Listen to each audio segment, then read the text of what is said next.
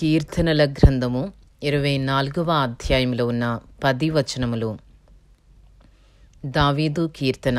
భూమియు దాని సంపూర్ణతయు, లోకమును దాని నివాసులను యెహోవావే. ఆయన సముద్రముల మీద దానికి పునాది వేసెను, ప్రవాహ జలముల మీద దాని స్థిరపరచెను.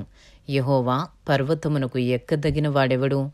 ఆయన పరిశుద్ధ స్థలములో నిలువదగిన వాడెవడు? వ్యర్థమైన దానియందు మనస్సు పెట్టకయు, కపటముగా ప్రమాణము చేయకయు, నిర్దోషమైన చేతులను శుద్ధమైన హృదయమును కలిగియుండువాడే. వాడు యెహోవా వలన ఆశీర్వాదము నొందును, తన రక్షకుడైన దేవుని వలన నీతి మత్వము నొందును. ఆయన ఆశ్రయించువారు యాకోబు దేవా, నీ సన్నిధిని వెదకువారు అట్టివారే.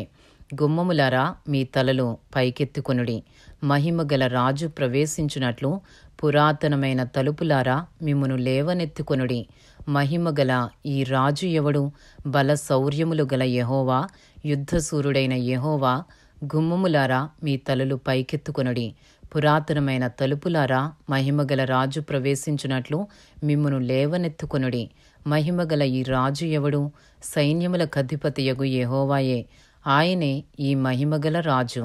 ఇంతటితో కీర్తనల గ్రంథములోని 24వ అధ్యాయంలో ఉన్న 10 వచనములు పూర్తి చేయబడినవి.